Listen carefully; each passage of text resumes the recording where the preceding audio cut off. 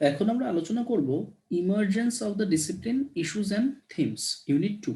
মানে এর আগেরটায় পড়লাম হচ্ছে যে হিস্ট্রি কি ছিল, কোন সময় সোশিয়োলজি ইমার্জ ঘটেছিল, কোন কোন অ্যাপ্রোচ ছিল।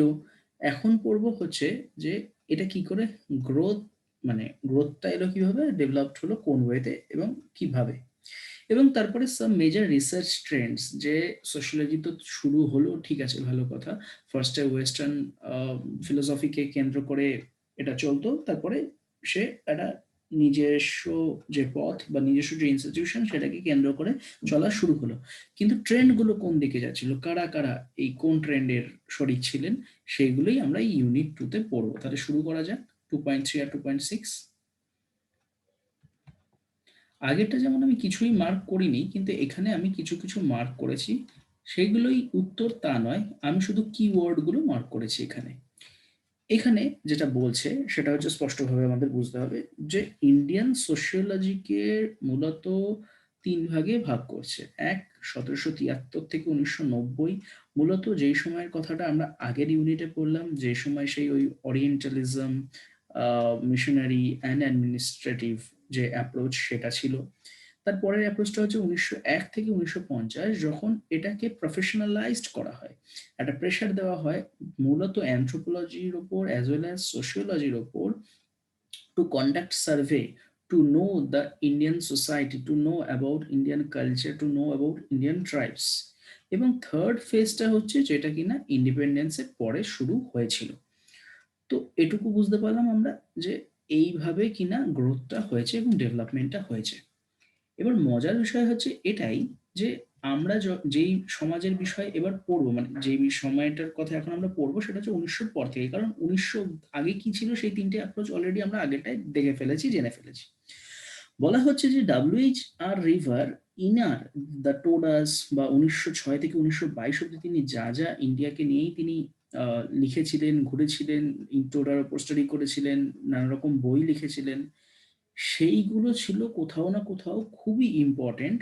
যে সোশিওলজির এবং অ্যানথ্রোপোলজির দুটো কোর্সেরই কিন্তু একসাথে তার ইমার্জেন্স হিসাবে, তার গ্রোথ হিসাবে। কারণ তারই যে স্টুডেন্ট জিএস ঘুরে আর কে পি চট্টোপাধ্যায়, তো এনাদের আবার সোশিওলজি আর অ্যানথ্রোপোলজিতে খুবই বড় বড় ভূমিকা ছিল। কারণ জিএস ঘুরের, মানে আমরা কাস্ট বলতে যার নাম আগে মনে আসে সে কিন্তু জিএস ঘুরেই। তো সেক্ষেত্রে এই ডাব্লিউএইচ.আর রিভারের যে উদ্যোগটা ছিল সেটা ছিল খুবই গুরুত্বপূর্ণ। এবং শুধু কি নিজের পড়াশোনার জন্যই সোশিয়োলজি ইমার্জ হয়েছিল তা নয়। বলছে যে একটা চাপ আসতে থাকে, যে হচ্ছে কেমন ধরনের প্রেশার, যে টু সার্ভে। পরবর্তী ক্ষেত্রে আমরা দেখব যে আমাদের যে সার্ভে সোসাইটি বা হচ্ছে এথনোগ্রাফিক যে সোসাইটিটা তৈরি হয়েছিল, সেখানে কিন্তু মানে অলরেডি সেন্সাসের কাজ শুরু হয়ে যায়। কিভাবে কেন শুরু হয়েছিল? কারণ সেই একই, যে প্রত্যেকটা জনগোষ্ঠী আলাদা আলাদা, এদেরকে বুঝতে হবে, এদের আলাদা আলাদা জায়গা দিতে হবে ওই জিনিসটার উপর কেন্দ্র করে। তার মানে কিন্তু আসলে সেই যে স্পেসিফিক নিজস্ব সোসাইটিটাকে আলাদাভাবে চেনা জানা, সেই প্রসেসটা কিন্তু শুরু হয়ে যায়। ধানাগারের বক্তব্য ছিল যে মূলত স্বাধীনতার পরবর্তী সময়ে সোশিয়োলজি ইমার্জেন্স ঘটে, তার কারণ ইন্ডিয়াতে তখন একটা ডেভেলপমেন্টের রূপ নেয়। এই যে যখন কোনো দেশ ডেভেলপমেন্টের দিকে যাচ্ছে, তার মানে তার মধ্যে একটা চেঞ্জ আসছে, ঠিক যেরকম ইংল্যান্ডে হয়েছিল, হঠাৎ করে ইন্ডাস্ট্রিয়ালাইজেশন, ইকোনমিক যে তাদের বেস সেটাই চেঞ্জ আসলো। ঠিক সেরকম ইন্ডিয়া এখন প্ল্যান ডেভেলপমেন্টের দিকে যাচ্ছে। এখন ইন্ডাস্ট্রি হবে, ড্যামস হবে, প্রজেক্টস হবে, অনেক কিছু হবে। তো একটা চেঞ্জ আসবে ইন্ডিয়ান সোসাইটিতে এবং এটাকে স্টাডি করতে হবে। ঠিক সেরকমই নানা রকম যে যে নামগুলো মার্ক করা রয়েছে, তারা আলাদা আলাদা দিকে স্টাডি করা শুরু করলেন। আমি যে এথনোগ্রাফিক সার্ভের কথা বলছিলাম, এটা এই পেজে মার্ক করা রয়েছে। এথনোগ্রাফিক সার্ভে করা শুরু হয়। Many other efforts were made to collect, collate and analyse data regarding different caste, communities and tribe. মানে ভারতবর্ষের সমাজটার দিকে এতদিন তাকানো হচ্ছিল না, তাকানো হলেও সেটার কোনো এথিক্যাল, মানে এথিক্যাল ওয়েতে তাকানো হচ্ছিল না, সেটা সাইন্টিফিক ওয়ে মেনে তাকানো হচ্ছিল না, বা রিসার্চ করা, স্টাডি করা হচ্ছিল না। বাট এখন কিন্তু মূলত সেগুলো শুরু হয়ে যায়।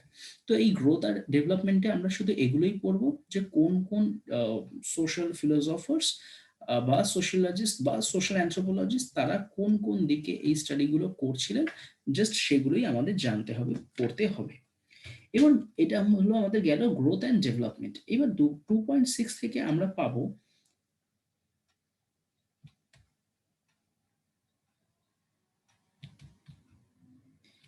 Trends, some major research Trends during the 70s, যে হ্যাঁ শুরু তো হয়ে গেল, যে বোঝা গেল যে 1900 পর থেকে যে গ্রোথটা বা ডেভেলপমেন্টটা হয়েছিল সেটা হচ্ছে ওই সার্ভে কেন্দ্রিক, সেন্সাস কেন্দ্রিক, বা কোনো একজন স্পেসিফিক যে রাইটার, মানে সরি ফিলোসফার বা সোশ্যাল থিঙ্কার্স, তিনি বই লিখেছেন, তিনি ইন্ডিয়ান জনজাতি সম্বন্ধে জানার চেষ্টা করছেন এবং তার আন্ডারে কিছু স্টুডেন্ট পড়ছে, যেমন রিভারের আন্ডারে জিএস ঘুরে, তারা আবার নিজস্ব উদ্যোগে একটা পড়াশোনা শুরু করলেন।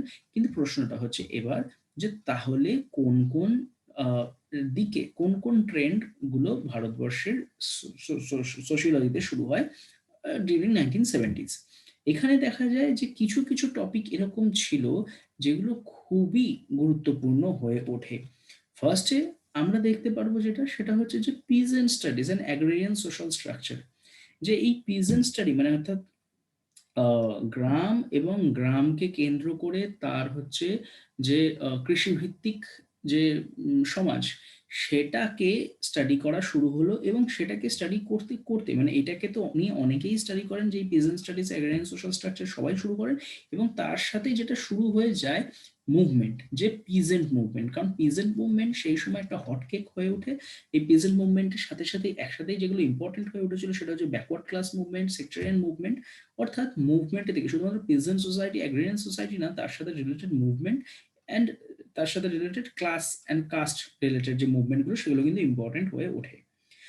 আদার এরিয়াজের জায়গা যেগুলো কিনা খুবই ইম্পর্টেন্ট হয়ে উঠেছিল, এখানে যে টার্মটা ব্যবহার করছি সেটা হচ্ছে ক্রিস্টালাইজড, সেটা হচ্ছে industrial sociology, urban sociology, social stratification. যেরকমটা বললাম যে ইন্ডাস্ট্রিয়ালিজমের ভিতরে তো আমরা ঢুকে পড়েছিলামই, তো এই স্বাভাবিক যে সেটাকে স্টাডি করতেই হতো। দেখা গেছে যে 1970-80-তে এমন কিছু ইউনিভার্সিটি ছিল যেখানে কিনা ইন্ডাস্ট্রিয়াল সোশিওলজিকে এমএ তে এমফিলে রাখা হয়েছিল। সেখানে ট্রেড ইউনিয়ন, সেখানে ইন্ডাস্ট্রিয়াল রিলেশন, এই সমস্ত জিনিসগুলোর উপর আলোচনা হতো। মজার বিষয় ঘটেছিল আরবান সোশিওলজির ক্ষেত্রে, এই আরবান সোশিওলজিকে দীর্ঘদিন সোশিওলজিতে গুরুত্বই দেওয়া হয়নি, কারণ মনে করা হতো ভারতবর্ষ মানেই একটা দেশ যেটা হচ্ছে গ্রাম প্রধান দেশ, তাই আরবান সোশিওলজিকে পড়ার দরকার নেই। বাট এই যে ইন্ডাস্ট্রির কারণে গ্রাম থেকে এই যে পুশ ফ্যাক্টর পুল ফ্যাক্টর হচ্ছে, স্লাম তৈরি হচ্ছে, নিউক্লিয়ার ফ্যামিলি তৈরি হচ্ছে, ওইগুলো যে আসলে আরবান সোশিওলজির মধ্যেই পড়ে যাচ্ছে, ওই দিকটা কিন্তু অনেকেই গুরুত্ব দেয়নি। এই নতুন নতুন যে দিকগুলো তৈরি হয়েছিল, যে stratification, education, ethnic conflict, neighbourhoods, এইগুলোর দিকে কিন্তু খুব কম মানুষই আলোকপাত করেছিল। তার সাথে সব সময় যেটা পড়া হতো সেটা হচ্ছে যে সোশ্যাল স্ট্র্যাটিফিকেশন ইন্ডিয়ার সেই সময়ও এবং তার সাথে আজও একটা খুবই হট টপিক, এবং তার আন্ডারে আমরা কাস্ট, ক্লাস, জেন্ডার, রেস সবকিছুই প্রায় পড়ে থাকি। তো তখনও সেটা ইম্পর্টেন্ট ছিল, আজও সেটা ইম্পর্টেন্ট। এর সাথে যেই সমস্ত স্পেশালাইজড কিছু দিক গড়ে ওঠে, sociology of development, sociology of education, sociology of profession, organisation, medical sociology, studies on women, এই দিকগুলো কিন্তু ইম্পর্টেন্ট হয়ে ওঠে। তোমরা দেখতেই পাচ্ছ এখানে একটা মজার কথা বলা রয়েছে, ধানাগারে যেটা বলেছেন মেবি, যে একদিকে যখন নতুন নতুন স্টাডি হচ্ছে, পুরোনো স্টাডিগুলো যে তার গুরুত্ব হারিয়ে ফেলেছিল তা কিন্তু হয়নি। সেই caste stratification, family kinship, religion, ritual, village social organisation, মানে যেটাকে দিয়ে ভারতবর্ষকে চেনা হতো, নতুনও স্টাডি হচ্ছে, আবার এই পুরোনো স্টাডিগুলোও কিন্তু যে করা ছেড়ে দিয়েছিল মানুষ, সেগুলো বিষয়ে আর কেউ রিসার্চ করছে না বা পড়াশোনা করছে না, সেইটাগুলো কিন্তু হয়নি। এবং তার সাথে যে দেখা যায় যে ভারতবর্ষের যে কাস্ট সিস্টেম আর স্ট্র্যাটিফিকেশনকে আগে যেইভাবে স্টাডি করা হতো, একটা নতুন আঙ্গিকে স্টাডি করা শুরু হয়। সবার ফার্স্ট সেটা শুরু করেছিলেন আমরা বলতে পারি যে শ্রীনিবাস, তিনি হচ্ছে studies of caste and religion employ not only the structural functional nature of caste and religion but also the dynamics of caste system in Indian villages. যে কতগুলো রূপে বিদ্যমান ভারতবর্ষের জাতি ব্যবস্থা, সেগুলোকে তিনি দেখিয়েছিলেন। সানস্ক্রিটাইজেশন, ওয়েস্টার্নাইজেশন, ডমিনেন্ট কাস্ট, এই কনসেপ্টগুলো আশা করি তোমরা সবাই শুনেছো। অর্থাৎ এইখানে আমরা দেখতে পাবো আন্ধ্রবেতে ওয়াইবি দামলে, শ্রীনিবাস বা ঘুরে, তারা কোথায় কোথায় কিভাবে স্টাডি করা শুরু করেছিল। আন্ধ্রবেতারটা খুবই ইম্পর্টেন্ট, কারণ তিনি ওয়েবারিয়ান ফ্রেমওয়ার্কে কিন্তু ক্লাস স্টাডি করেছিলেন, ঠিক আছে। আচ্ছা, এরপরে আমরা পাবো হচ্ছে লুইস ডুমোর নাম, তিনি হোমো হায়ারার্কিকাস লিখেছিলেন, একজন ফ্রেঞ্চ সোশিওলজি স্টাডিজ কাস্ট, উনিও কিন্তু কাস্টটাকে তিনি স্টাডি করেছিলেন। He advocates the use of an indological and structuralist approach to the study of caste system. অর্থাৎ একই জিনিস, ওই পুরোনো যে জিনিসগুলো, মানে পুরোনো জিনিস বলতে পুরোনো যে Indian social structures, systems, institutions, সেগুলোকে নতুন নতুন আঙ্গিকে স্টাডি করা শুরু হয়। That is much more important. যে একদিকে যেমন আমাদের মধ্যে sociology of development, sociology of profession, urban sociology, industrial sociology এগুলো ঢুকলোই, উল্টো পুরোনো যে সমস্ত টপিকগুলো ছিল ওগুলোকেও কিন্তু নতুন যে সমস্ত সমস্যা বা চেঞ্জ তার আঙ্গিকে স্টাডি করা শুরু হয়। মূলত বোম্বে ইউনিভার্সিটি আর ক্যালকাটা ইউনিভার্সিটি এগুলো ছিল অন্য মানে অনন্য দিকপাল, যার দ্বারা হচ্ছে সোশিওলজি কিন্তু পরিচালিত হয়েছিল। আমরা বোম্বে ইউনিভার্সিটি, ক্যালকাটা ইউনিভার্সিটি, লখনৌ ইউনিভার্সিটির নাম বলতেই পারি, কিন্তু এখানে দুটো ইউনিভার্সিটির নামই রয়েছে। যে এখানে কিছু মানুষজন ছিলেন যারা কিনা কিন্তু প্রথম থেকেই একদম সেই সোশিওলজিক্যাল স্টাডিগুলোকে চালিয়ে গেছিলেন। আর সাধারণত যেই স্টাডিগুলোকে অতটা গুরুত্ব দেওয়া হয়নি সেটা হচ্ছে ওই ওয়ার্ল্ড ওয়ার 2 তে, মানে ওই আমি বলছি যে ওয়ার্ল্ড সোশিওলজির ভিত্তিতে ওই ম্যালিনোস্কি আর ব্রাউন, ওটা আগের প্যারায় হয়তো ছিল। তো পলিটিক্যাল ডেভেলপমেন্ট যে হয়েছিল, আর একটা ইম্পর্টেন্ট জিনিস হয়েছিল ইন্ডিয়ায়, সেটা হচ্ছে যে ভারতবর্ষের যে গ্রাম ছিল সেই গ্রামের বিকেন্দ্রীকরণ, মানে ক্ষমতার বিকেন্দ্রীকরণ করে দেওয়া হয়, পঞ্চায়েতি রাজ ব্যবস্থা করে দেওয়া হয়, ল্যান্ড সেলিং অ্যাক্ট করে দেওয়া হয়। আশা করি এগুলো তোমরা সবাই আগে পড়েছো ইন্ডিয়ান সোসাইটির আন্ডারে। এগুলোর ফলে কি হয় যে গ্রামে একটা নতুন পাওয়ার স্ট্রাকচার তৈরি হয়, গ্রামে একটা নতুন ক্লাস তৈরি হয়, গ্রামে একটা নতুন কাস্ট পাওয়ারের একটা নেক্সাস তৈরি হয়। এই জিনিসগুলো কিন্তু দারুণভাবে যে সমস্ত সোশিওলজিস্টরা ছিলেন তাদেরকে দৃষ্টি আকর্ষণ করেন। ওই যে বললাম যে পুরোনো জিনিস কিন্তু নতুন আঙ্গিকে, কারণ নতুন আঙ্গিক কেন, ইন্ডিয়ান কনস্টিটিউশন তৈরি হয়, সেখানে নির্দিষ্ট কিছু রাইট দেওয়া হয়, গ্রামের মানুষদের নির্দিষ্ট কিছু সুযোগ সুবিধা দেওয়া হয়, তার ফলে যে পাওয়ার ডাইমেনশনটা সেটা চেঞ্জ হয়ে যায়, এবং সেটাই হয়ে ওঠে চেঞ্জ। এবং সেই চেঞ্জটাকে কে স্টাডি করে, সোশিওলজি। তো 1960-70-এও হচ্ছে আমরা হচ্ছে রুরাল সোশিওলজি স্টাডিটাকে দেখতে পারি, কিন্তু অন্য আঙ্গিকে। ল্যান্ড রিফর্মস মেজার্স, যেটার কথাগুলো এখন বললাম। আচ্ছা, এআর দেসাই এর যে সমস্ত ন্যাশনাল ইন্ডিয়ান ন্যাশনাল মুভমেন্ট খুবই ইম্পর্টেন্ট, এই নামগুলো যদি তোমরা দিতে পারো তাহলে হচ্ছে অবশ্যই নাম্বার পাবে। এগুলো হচ্ছে এক একটা ট্রেন্ড, যে এই ট্রেন্ডগুলো শুরু হয় যে কোন কোন দিকে কিন্তু পড়াশোনা এগিয়েছিল, মানে সোশিওলজি রিসার্চ বলতে পারো, অধ্যয়ন বলতে পারো, বিশ্লেষণ বলতে পারো, গবেষণা বলতে পারো। Sociology of deviance, sociology of law, sociology of knowledge, sociology of science. Last লাইনটা খুবই ইম্পর্টেন্ট বলে আমি মার্ক করেছি কিওয়ার্ড হিসেবে, the theoretical underpinnings of the research studies and the methodology use by different sociologist has been different. তাহলে যে সমস্ত থিওরিগুলোকে ব্যবহার করা হচ্ছিল কোনো একটা নির্দিষ্ট বিষয়কে অধ্যয়ন করার জন্য, এবং তারই সাথে যে মেথোডোলজি ব্যবহার করা হচ্ছিল সেই গবেষণার জন্য, প্রত্যেকটা কিন্তু আলাদা ছিল। এটাই তো ইম্পর্টেন্ট, যে রিলিজিয়নকেই সবাই স্টাডি করছে কিন্তু এক একটা আঙ্গিকে এক এক রকম থিওরির উপর বেস করে।